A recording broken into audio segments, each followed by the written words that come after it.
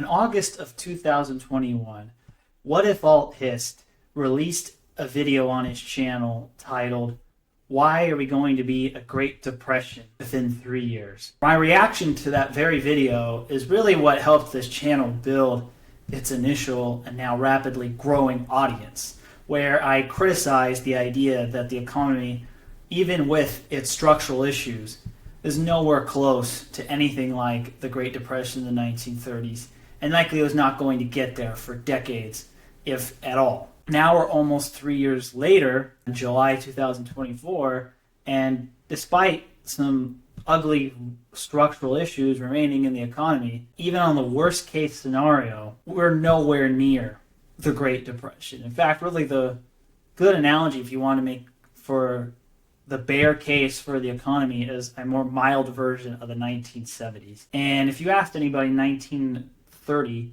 they would easily take a mild version of the 1970s over the slog that decade was back then. And to celebrate this, he released a video called "What the WTF is Wrong with the Economy?" And I know a lot of my viewers have wanted me to make more WhatifAltHist reactions, but he's gone into more esoteric stuff that's not really relevant to my expertise, which is economics and the financial markets. But now with this video, it's time for me to share my thoughts. So what is really truly wrong with the economy? Let's get started. This is how I feel about the economy today. It's become a cultural meme of how what the economy is on paper is nowhere close to what the reality is. I mean, just look outside, for Christ's sake. On paper, our economy is fine. That being said, if you look at anything else, it's so clear that that's not the case. Yeah, I mean, it depends on what numbers you're looking at. Because on a surface level, nominal GDP looks great. Real GDP looks decent. That's really simply because there's one number that is inaccurate, and that is inflation. And I've mentioned in several of my videos in the past, particularly the way they use owner's equivalent rent and how the government uses survey data versus real-time data for a lot of pieces of the inflation calculation, that inflation numbers are structurally understated. Whether there's a more cynical reason for that, to keep things such as Social Security down and tax brackets that are indexed to inflation lower than they would be otherwise, I'll leave that to the comment section to decide. But based on my history of running research that kind of measures what the actual CPI is based on private sector data versus the government sector estimates from the BLS, the trend is usually similar, but on a cyclically adjusted basis, the average gap between the private sector data and the government data is about 35%. That number can be wider when times are good and the economy is expanding, and the free market can be deflating when recessions, when the government doesn't really catch that part. But if you smooth it out, when the government says it's 2% inflation, it's probably closer to 2.7. That doesn't sound like a lot, but when you compound that over 30 years, it makes a real difference to the cumulative price level. But other parts of economic data are fairly accurate. And the thing he is catching on is a lot of the media, in order to defend the current economic record of this administration, is gaslighting a lot of people into saying, oh, inflation really isn't that bad, it's not hurting you, or the economy's actually great because of some raw aggregate numbers, even though the distribution on who's benefiting from this economy is in a way that would be very socially unpopular. Example would be like in 2022, when we had 2 straight quarters of contracting GDP, and all of a sudden the narrative was in denial on whether there was a recession or not. If you had 2 declining quarters of GDP in a row under, say, the President Trump, it would have been all over the place. And there would have been, oh, we're in such an awful recession, and they would spin it the other way. Whereas the conservative media would be saying the opposite. Oh, that definition of recession is technical and arcane. So a lot of it is politically driven. And since it was the Democrats in charge, you had the opposite narrative. The mainstream media said, oh, the definition of recession is arcane. And the conservative media is saying, yeah, we are in recession. So that's kind of what he's pointing out is true. There is a elite/media collective gaslighting against middle-class America about the condition of the economy. Let's start with part one, the flaws of the data.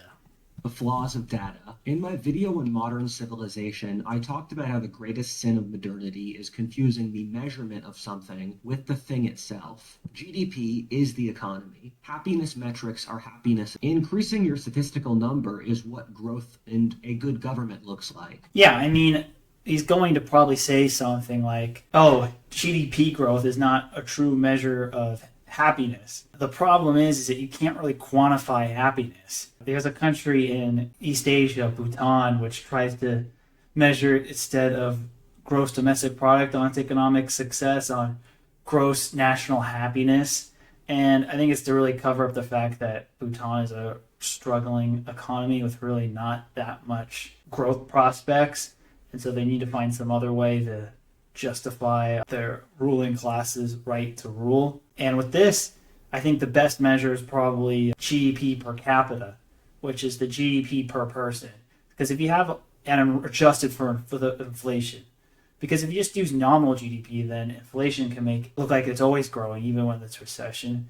And if you don't do it GDP per capita as your metric, then if you just flood a country with immigrants, GDP will increase just because there's a lot more people here. But if the average person is poor and the collective economy grows, that doesn't mean standard of living is going up. In fact, it means the exact opposite. So yeah, you can't really blindly use a number, but GDP per capita, which is a proxy for individual incomes, is the best, I think, of the major economic data numbers to calculate well-being. This is the issue we run into with the economy, in which people believe official numbers before anything else. This opens up a... Yeah, but if you just base it on feel or vibes of your individual life, that can also skew it. Like, there's a lot of people who are depressed now because of the Great Social Depression, which I talked about in a previous video. And just because your life is going bad or that you're sad doesn't mean that the whole economy sucks, even if everybody, your friends or family. He's going to go into like, yeah, I lived in the Rust Belt and the Rust Belt is deteriorating. But that for every Rust Belt, there's a Florida or a Texas or a California who have been, at least until fairly recently in the case of California, have been growing, and there's a lot of nice and new things being constructed all the time. So you can't look at it just from your own regional or individual preferences. Like, that's the biggest mistake you can make as an investor, and I've made it too, is like, I didn't buy a stock or I didn't short a stock because my sentiment and whether my use of the product was very different than the national average person using it. And I placed my sensibilities on the general public as a mistake, and data is used to aggregate that and to try to take out that local bias. A very clear issue with modern logic, in which we have no grounding in reality, and thus it's very easy to get us to believe absurdities. An easy example of this is arguing that culture has no effect on society, and thus you can mix different populations together with no consequences. Alternately, that there are no real differences between men and women, thus you can change one for the other. These are things which the rest of history... The thing is, though, with economics, you can't live in denial like you can with sociology. Like I mentioned in my video I did reacting to Neil Ferguson, where I discussed that his comparison to the late Soviet era to the current United States. And the one point that I got from it is that the Soviet Union, with its top-down communist system, was in denial of the basic laws of economics.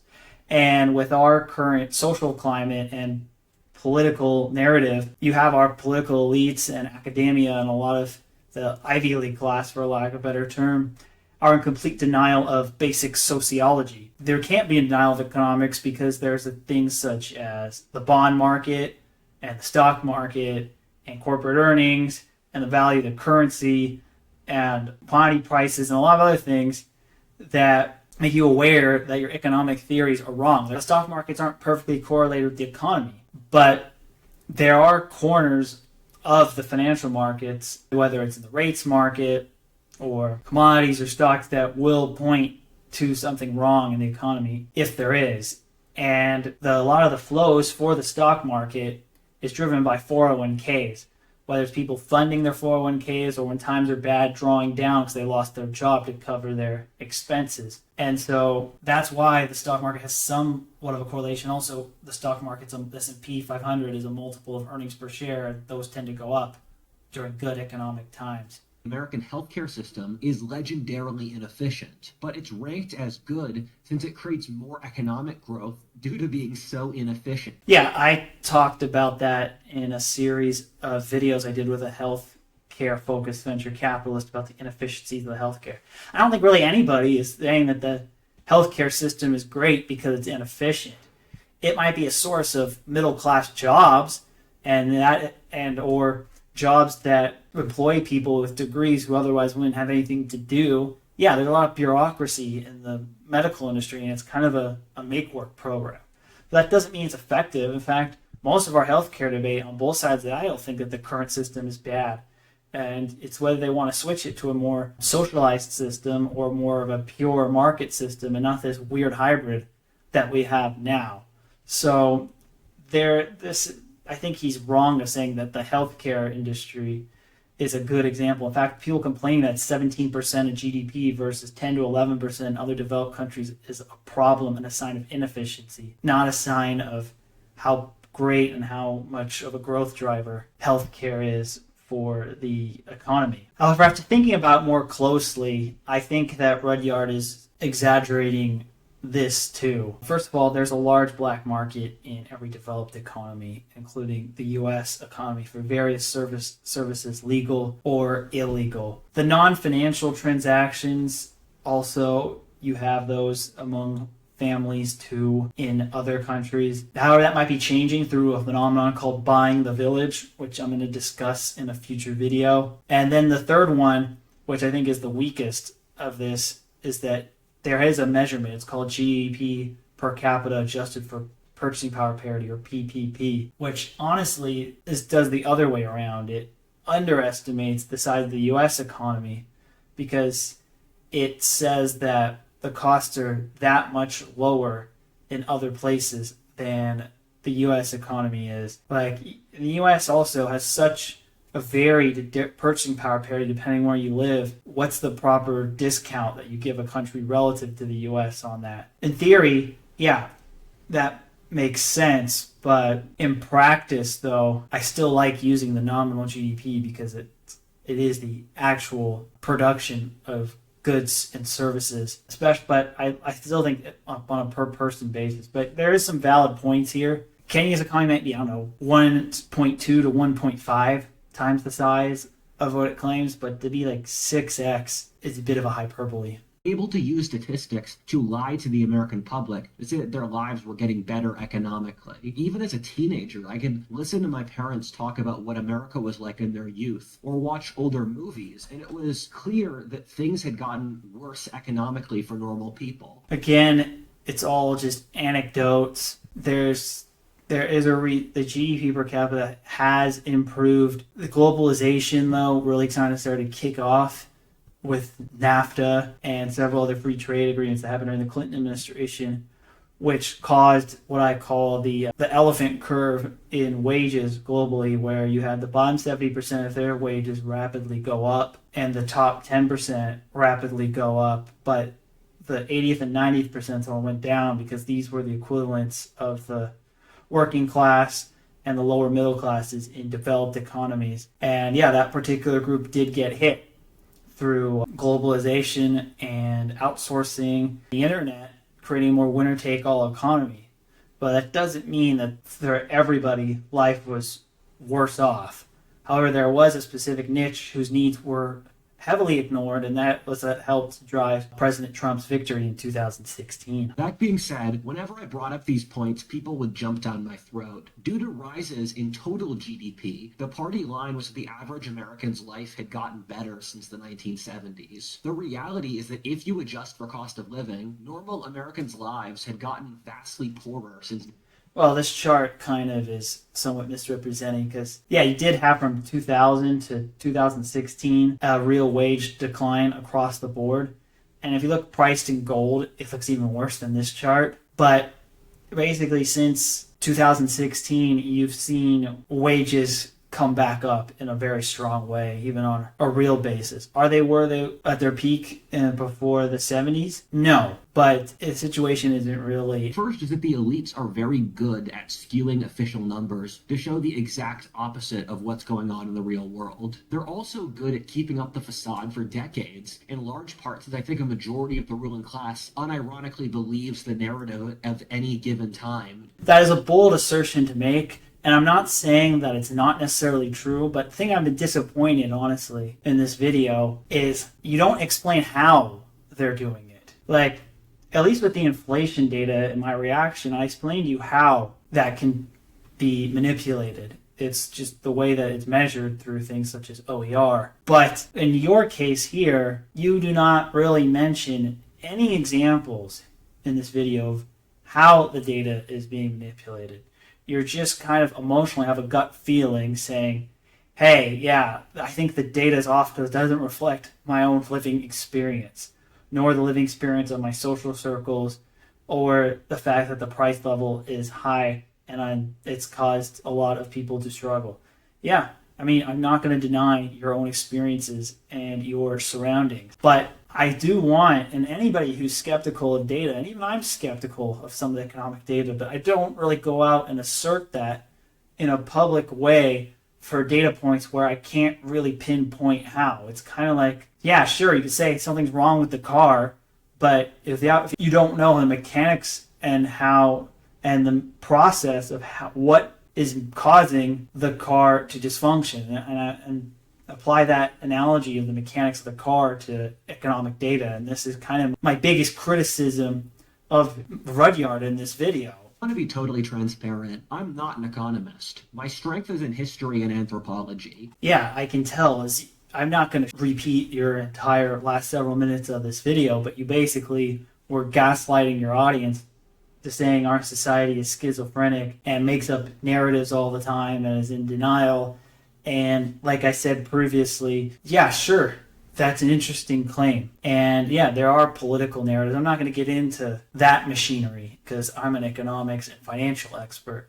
But in terms specifically, you failed to really highlight how. You just accuse anybody who questions your narrative of the economy a priori is gaslighting, and you are indirectly gaslighting your audience who might be critical of this. We are the society in history which has given the economists the most social authority. This is where I would also challenge you. I do not think we are the society that has given the economists the most social authority. The economists are just put there to justify political goals of politicians. We give politicians the most authority of any really society, at least democratically elected politicians. And example, this would be MMT, and I talked about this in a video called Macroeconomics is Always Political. And I'll have links to all of these in the description and cards, as many as I can fit. And where I talk about that point is that things such as MMT and supply side economics were philosophies created to justify a policy initiative that the political parties or a given candidate already wanted. Like, it wasn't that Stephanie Kelton was the most influential member of society and drove that idea. It was that Stephanie Kelton became influential because she created the justification for Bernie Sanders to pursue his economic policies and create a narrative that would justify his campaign promises that without destroying the economy. Same with Art Laffer and the supply side economics on the right. They weren't the ones who were pushing Ronald Reagan to pursue a small government agenda where you cut taxes faster than spending.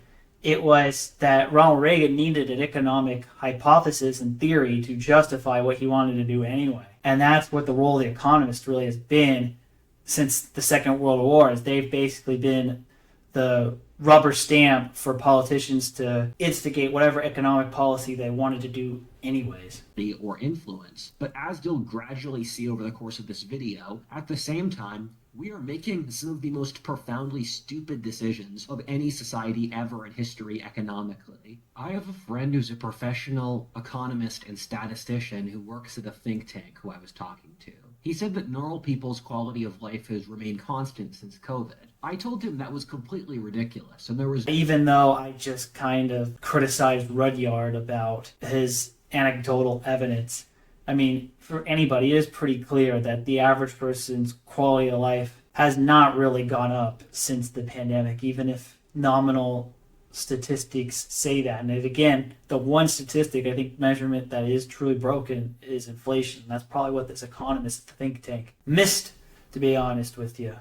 Is at the worst point ever. People today sleep the least, are the fattest, most depressed, suicidal. They have less sex, are more mentally ill, marry the least, and have the least children. And even stuff like height is declining. By every single metric which would show the human character of society, we are massively failing. The thing is that a lot of these statistics are directly related to the economy, although there are other variables. Well, I think that he is conflating the social depression with economic depression. And I think the irony is that people being sad and miserable is good for the economy, not bad for the economy. And I talked about this in a video where I talk about who profits from the Great Social Depression.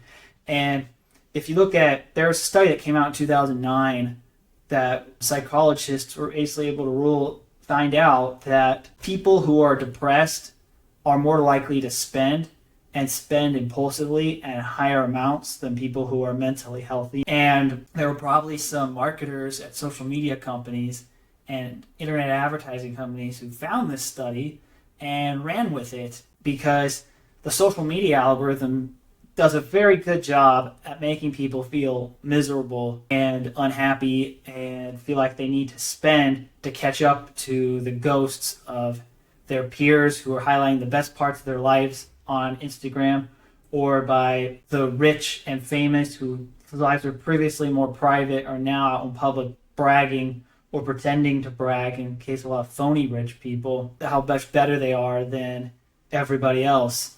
And this rat race that has been created by everybody constantly comparing each other causes more consumption, and that greater amount of consumption drives economic growth to be higher than it would be otherwise when an economy is supposed to be deleveraging in the 2010s. So, and also like all these despair deaths or excess use of vices, that's also paradoxically good for the economy because people are spending more on those, and those cause health problems, which lead to people having to spend more money into the healthcare system, which drive GDP up. Does it make the average person happy? No. But economic growth actually does better when people are more miserable and act on that misery. So he's actually maybe proving why the economy's been more resilient than it should be, and why people are so willing to spend beyond their means. If people are economically stressed, every single thing gets worse. It's impossible to have a society which is doing economically well and then have the issues seen above. I just explained about 30 seconds ago why you can have all those issues and the economy do well. Majority of Americans can't pay a $1,000 emergency bill. Okay, I've seen the statistic that Americans can't pay anywhere from a $400 to $1,000 emergency bill. This data is published every year in my adult career. I could probably find data going back to at least 2009, maybe not longer. I'll put in a little caption here. It was the earliest year that I was able to find this statistic and still be true. But America is a sink or swim society. It always has been. That's kind of what allows our economy to be more dynamic and grow faster than places such as Europe. But at the same time, it also makes it a lot harder for those who are struggling here. It's a dog-eat-dog country. And this is just a reflection about it. And if they had data back even further, I bet this was true for most of pre-World War II history too. So yeah, I've always kind of been suspicious of this particular data point. 40% can't pay a $400 emergency bill. When polled, the vast majority of Americans say they just can't afford basic life stuff. Gen Z has 90% less spending power than the baby boomers did at the... Yeah, that is a problem. If you look at Gen Z, actually wages adjusted for inflation, they've done better than the X's and the millennials at the same age. They may have not as the boomers, and a lot of this is also driven by housing. And we have a structurally messed up housing bubble, which I think will eventually be corrected with demographics as the boomers start to age and they leave a lot of properties that are going to be up for sale. Right now, the real estate market is basically boomers selling to other boomers because they're the ones who have the home equity or the cash to make all of these purchases. But I've seen statistics that say as much as half of the housing stock is owned by people over 55 and a third is owned by people over 65. And so once that kind of moves through the system, you'll probably see a waterfall down in housing prices because there simply won't be a bid. And then on top of that, these boomers are not only the people who own the houses, but they're the same ones voting for the NIMBY policies. And so they will lose a lot of political will to artificially restrain the housing supply like has been going on for a while. I'll discuss this in a two-part series I did called Housing is an Expensive, You're Just Poor, that goes into the math and the numbers for this. But that's really ultimately it's going to end up. We've seen this already happen in Japan and in some European countries such as Italy, and it will eventually, I think, happen here too. It'll just be a little bit delayed due to a younger average age in America relative to other developed countries. The same age. Normal young Americans spend 2/3 of their income on rent. America today has the lowest social mobility it has ever had in its history. At the top 20 universities in America, the social mobility is a real issue. Like I've seen statistics that 50% of people 35 have a lower income adjusted for inflation than their parents. Whereas if you compare it to 1985, it was only 20% of people 35 had lower income adjusted for inflation than their parents. Even worse for recent increases in cost of living. The cost of housing or rentals have nearly doubled since COVID. Yeah, he's right about this part too. It's that the cost of the things that the government has intervened in the most, which is education, healthcare, and housing, have gone up way faster than overall inflation. Whereas the stuff that people don't necessarily need, like luxury goods, cars, furniture, telecom, video games, etc., have gone way down because, one, they're less regulated. Two, you've got easier to make unlimited supply, especially more digital things. And three, when people don't have the money for them, they can simply cut back. Whereas you can't really decide, I'm not going to save money or not get an education to save money. It's not as easy of a choice. However, with the college one, since basically 2016, college adjusted for inflation has basically been flat as there have been more alternatives developing there. And people are aware that the economics of college versus the income you expect to make out of it doesn't match as well. And I did a video about this also called Is College Worth It? If you want to see my more detailed thoughts about that. Same time, basic essentials like food have gone up 50% since COVID. Wages have stagnated. This means that in a lot of ways, people are living on what is really half the income they had before COVID, which was a terrible standard of living beforehand. Okay, that's a stretch to say people were living half of what they were before COVID. Even if you use very anti-government levels of CPI estimates, let's just say the CPI has gone up 40%. Real wages over that same time has gone up, say, about 20 to 25%. So using just like the most steel man numbers to defend WhatifAltHist's, you see maybe that workers have gotten a collective 20% haircut. That's still really bad, but it's nowhere near people losing half their income. Inflation is effectively a tax on the poor who need physical money and exchanging it for the upper classes.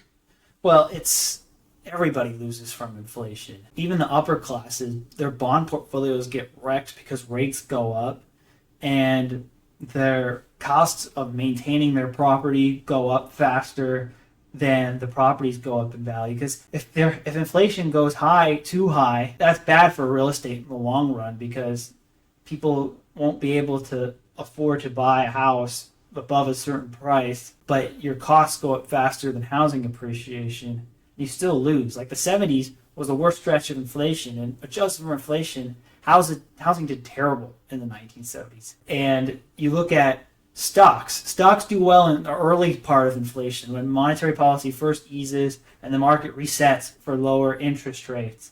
But as inflation goes from just mildly high to very high, stocks do terribly. Like we had a whole bear market in 2022 where the indices went down more than 20%, even though there was technically no recession or a very mild one. And the stock market lost 25% of its value because of the inflation crunching consumers and hurting inflation adjusted earnings per share. That's one example. In the 70s, the stock market did terrible. You had years where inflation was really high and the stock market had crashes of 30% or more. And in real terms, the stock market lost over half of its value in a decade because of high inflation. Valuation multiples go down if inflation remains persistent. In the short term, again, it looks good. And in the long term, it's bad for asset holders of all kinds. The people who win the most from the inflation are not necessarily the wealthy, but it's actually the poor or the wealthy who got their wealth through over leveraging themselves, because their debts get inflated away that they borrowed when inflation was lower at lower interest rates. And a lot of the poor are on social assistance or work at bare subsistence wages anyway. And those tend to actually go up faster or in pace with inflation. Otherwise, people simply won't work. And the political will to not hand on social assistance, which is often in physical services or housing subsidies or things and not in cash, those become relatively more valuable.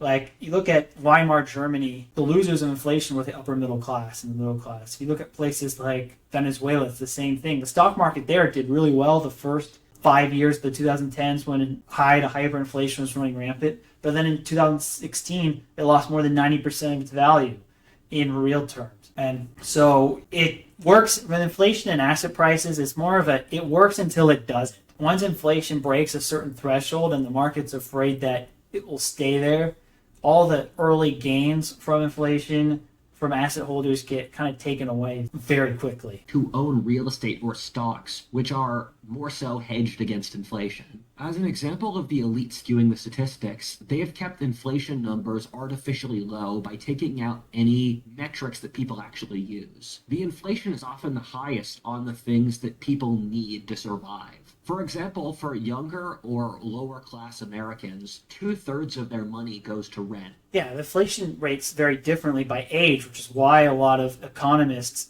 miss the problem, because a lot of these establishment elite people are 50 plus. They bought their house a long time ago, so their mortgage is either very cheap or it's fully paid off. They've already sent their kids to college, so they don't have that expense anymore. And the things that they spend money on, like airfare to travel to places, or hotels, or electronics, or other like discretionary items, are flat to declining in price. So, and they're on Medicare, so a lot of their healthcare expenses are going down too because they no longer have to pay as high premiums.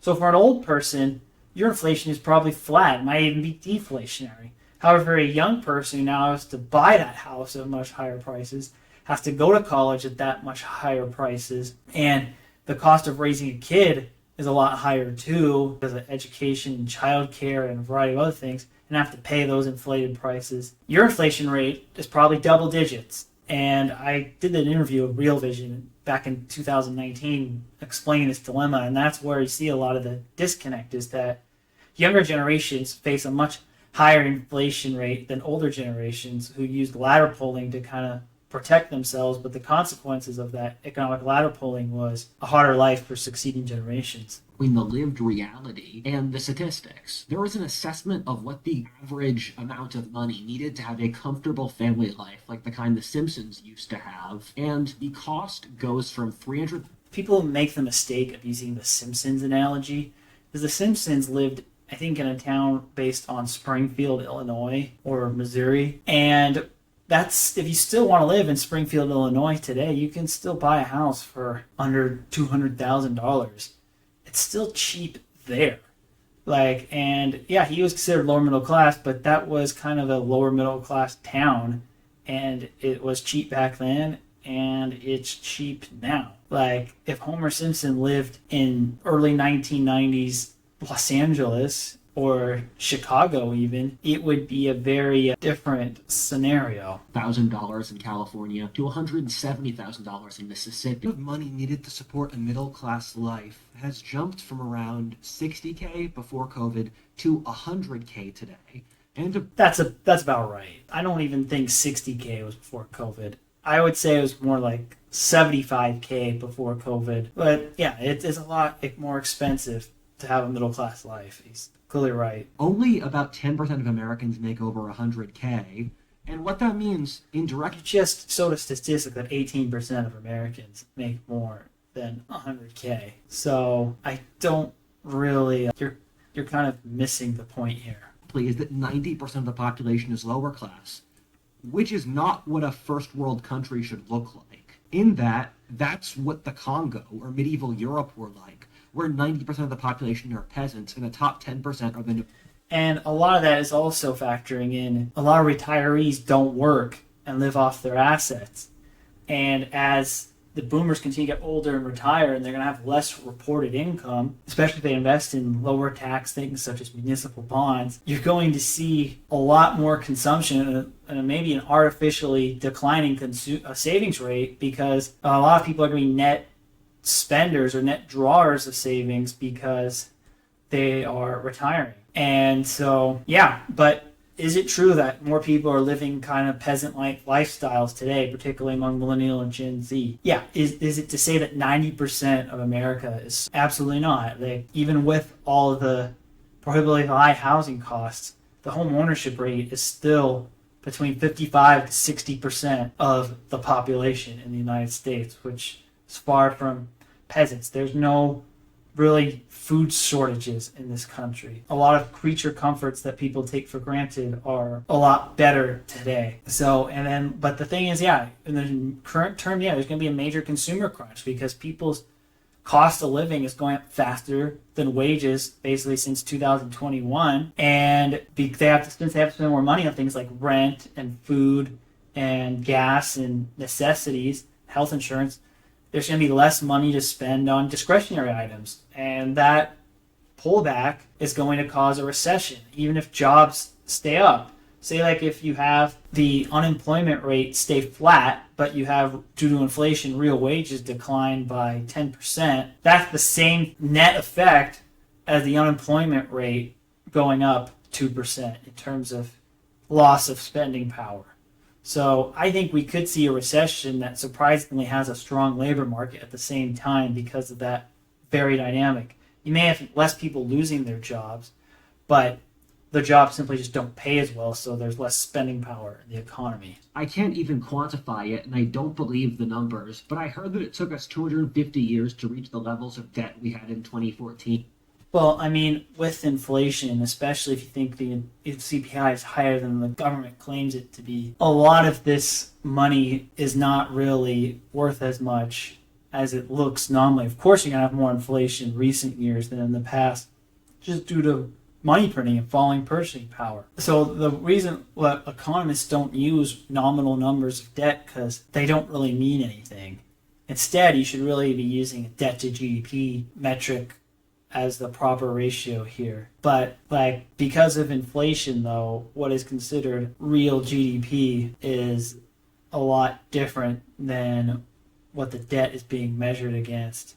And so if you really adjust for a higher inflation number, the debt to GDP is high, but it's not nearly as bad as feared. And the national debt problem is going to be solved. It already has been solved. Our leadership has made the decision of how they're going to solve this. And sadly, they are going to solve it through money printing and allowing inflation to be higher than interest rates on average over several business cycles. And that's how we, quote unquote, resolved inflation in the 70s. And the real risk for the economy now is that we have a repeat of that, a milder version of the 70s, and that's how this inflation just moves through the pipe and how this debt is being paid off. Like, if you look at just the increase in CPI since COVID, we've already paid off all the stimulus spending, and I paid off in air quotes here, through a higher inflation inflating the debt away. So, yeah, the real risk in terms of national debt isn't the national debt and the U.S. government being able to pay it off. There'll always be dollars at least nominally, to pay off the debt. It's just how long and how high does inflation have to persist before it causes social issues and civil unrest and other things? That is the real risk of the national debt.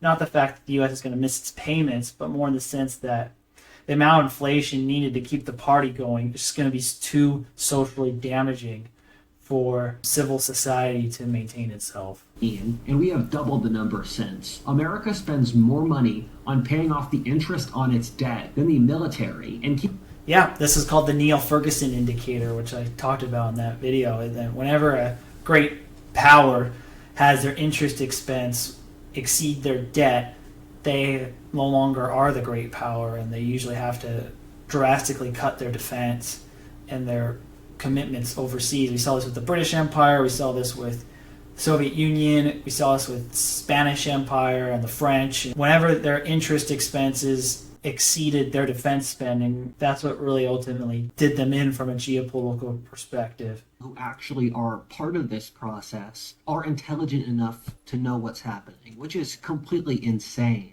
given... I think a lot of people do understand this, and your explanation of the Spanish Empire was not money printing. It was that since they found so much gold and silver in Latin America through their exploration and colonization of that region, they brought in too much of it at once, and that caused the inflation and their price level to elevate.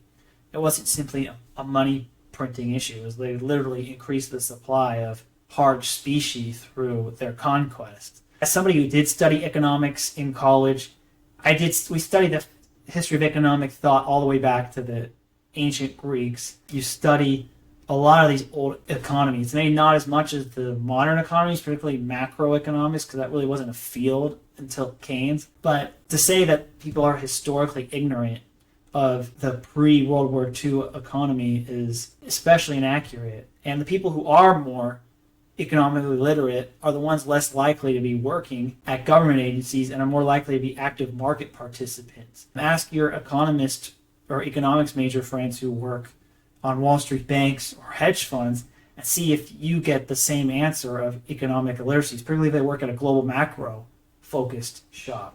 I think you'd get a very different answer. We are the society which has put the most effort into teaching people economics of any ever. And that doesn't mean that much. Like, yeah, the society that teaches the greatest effort to teach economics, and the requirement in high school is 1/2 a semester of an econ class. That's it. And maybe in college, some universities require 1/4 or 1 semester of basic economics, and most schools don't even require that. So that's a very low benchmark. Literally didn't have an answer, and you guys should watch it, where he just waffles. He doesn't have an answer because you can't publicly admit the answer. They have to inflate away the debt to keep this government spending going. Like, if they tried to balance the budget with austerity, the current economy would collapse. Like, the deficit is literally bigger than nominal GDP as I'm speaking. So that's a problem. And you can't say, oh, we're just having to bail ourselves out publicly, because that would be a giant blow to confidence, and the financial markets would react very harshly to that as somebody who actually has power and influence says that. If I said that, nobody cares.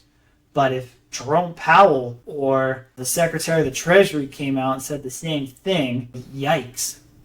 In some ways, our entire society is a reflection of our financial system, in which the government prints infinite money as a way to escape reality. This kind of logic is reflected in our entire clown world, in which we think that we are at the end of history, you can change your sex, or that we're on the verge of utopia. We've reached a point in which the dominant economic system of our society is modern monetary theory, which says that you can print infinite money, and somehow the economy will grow faster. MMT is a fringe theory really only a few progressive left-wing candidates have openly endorsed, and it was briefly experimented in with some of these stimulus checks on a very small level, and it quickly resulted in inflation and has since been discredited. You're giving way too much credit to a theory that is more popular among the terminally on the line than the real world. And again, there's the Venn diagram between Bernie Sanders supporters the terminally online MMT advocates have a very strong level of intersections. But yeah, the economy does influence the psychology of the people, but the examples that he uses of a lot of modern social issues are not really how the economic dynamics have influenced the culture. I think the way the economic influences, low interest rates have encouraged people to have more short-term thinking and less long-term thinking, or if they do have long-term thinking, it's hyper long-term since there's no cost of capital. So that's why you see a lot of people invest in the most speculative technologies that may never deliver, or things that have no intrinsic value, such as cryptocurrency, at the same time are willing to blow their life savings on an epic vacation to Ibiza.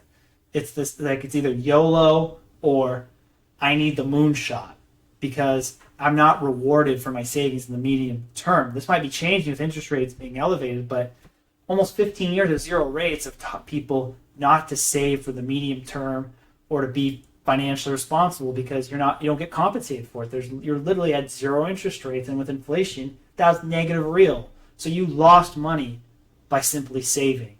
That's what created the YOLO mentality. The other one is the whole reaction to the GFC and Occupy Wall Street and the idea that, oh, since the big banks got a bailout, I deserve a bailout. And that mentality that, like, nobody should be allowed to fail. The government should print money to keep stock prices and housing prices up. And because it does, like, you are entitled to a certain level of returns. That conditioned the boomers to extrapolate this idea because they had to feel like the Fed always had their back. And so it created this a sense of entitlement that everybody deserves to always have their investments go up. Everybody deserves to be bailed out. Nobody's allowed to fail. Everybody has a trophy, etc. And then is that this theory has been tested for thousands of years. Governments have tried this money printing in so many previous eras of history, whether 17th century Spain, 18th century France, 20th century Germany, 3rd century Rome, 17th century China, and dozens of other times over history.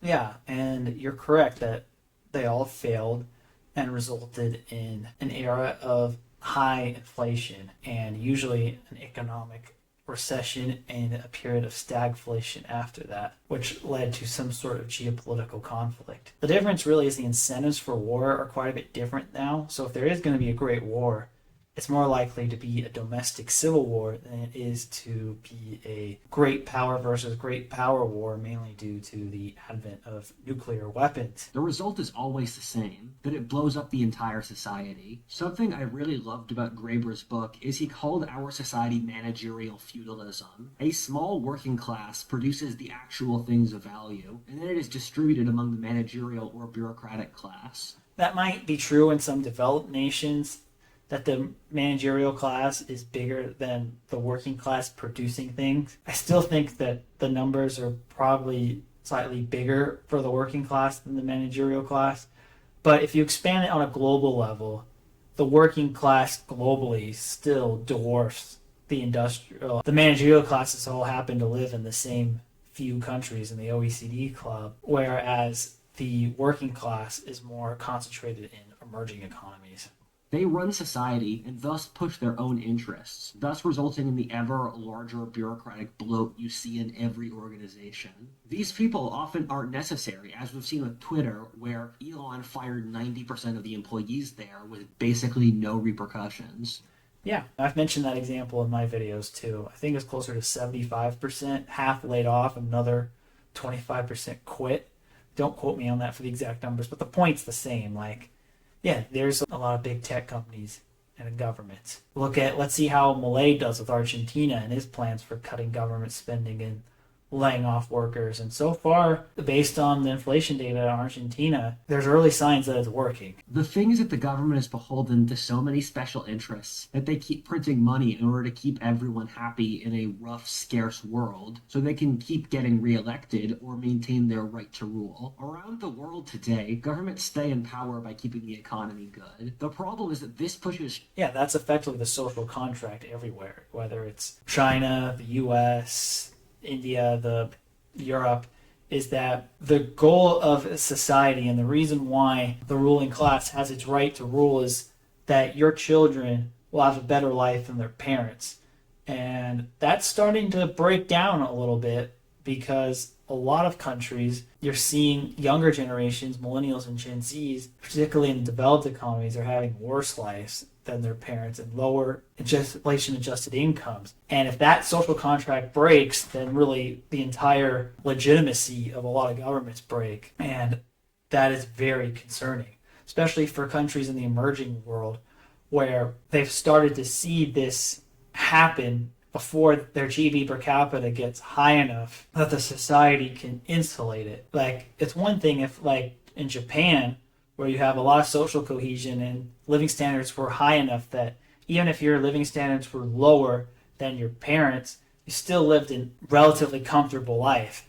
It's another thing if the same thing happens in a more developing nation where they haven't reached that level where a downgrade from your parents' life is still a comfortable one. That those are the places that are most at risk for seeing regime change for that very reason. Short-term mindsets and shortcuts, which eventually eat the entire system. The reason so much money printing has resulted in less inflation than it should warrant is that every government in the world is doing this at the same time, since they're all desperate. Thus, everyone cancels everyone. That's not really less inflation, that's just less dollar weakness. The Fed printing does not increase the supply of goods and services, unless we argue that lower financing makes commodities cheaper because there's more money out there to extract commodities. But the thing that's really held inflation down is the deflationary impact of moving manufacturing and resource extraction to a more globalized market in the countries where it's cheaper to do so. And then also the discovery of shale oil opening a lot of energy supply, shale natural gas, opening a lot of energy supply, keeping energy cheap, globalization, keeping labor cheap, and thus manufactured goods cheap. That's what has kept inflation down because money supply growth has been high pretty much everywhere. So that's maybe why the dollar has been relatively strong, because a lot of other parts of the world are printing money a lot more aggressively than the U.S. and or keeping rates down, and the positive rate differential supporting the U.S. But to say that money printing prevents inflation, I think is like a misunderstanding the cause and effect pattern. Else out. Leftists will seethe at me saying this, but the West or America have not been capitalist since World War II. The reason I say this is that in America or the Western countries in general, the government makes up half of the total. No, I mean, you even show in this chart here, which is a very good one actually, that the average percent of government spending in GDP is probably closer to 40%. However, I think some of these numbers are skewed. I think the U.S. is a little bit lower than 35%, and a country like France, which is well above 50%. I don't even think I see it on this chart, really. But but in general, even the EU average is 45%. So it's still well under 50%, so it's still more the private sector than the government driving the economy. But across the board, all these numbers are still way too high, and WhatifAltHist's is absolutely correct that this is a problem. Economy. Well before World War I, it hovered around 5% in Britain and other similar countries. The private sector, which is also... The reason why it was so low is because we didn't create a lot of the make-work jobs that the government has done in this bureaucracy since the Great Depression. And also, the Great Depression brought on Keynesianism, which believes that the government should have a greater role in the economy for better and worse.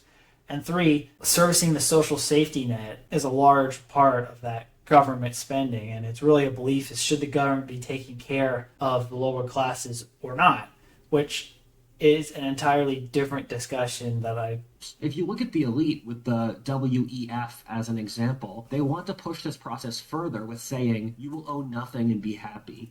I think you're also overestimating the power of the WEF. I mean, the WEF, and I also elaborated this in another video, their role is basically, if you're a rich person with a distasteful, like, anti-human opinion, or just something that you don't want to be directly tied to your name, but you think needs to be entered into the policy discussion, you will call Klaus and say, hey, look, I think that the world is too crowded. I want to encourage less people being born. Can you be my mouthpiece for that? Because if I publicly say it as some influential billionaire person, my personal reputation will go in the mud. Whereas nobody cares about your reputation or your organization, really, because there's no one person, I guess Schwab, but he's not really a actual policymaker or have a business whose revenues can be affected by having a bad reputation. So he's the one who takes the metaphorical hit to get these people's ideas out there without their personal reputation of people paying them being hurt, if you know what I mean.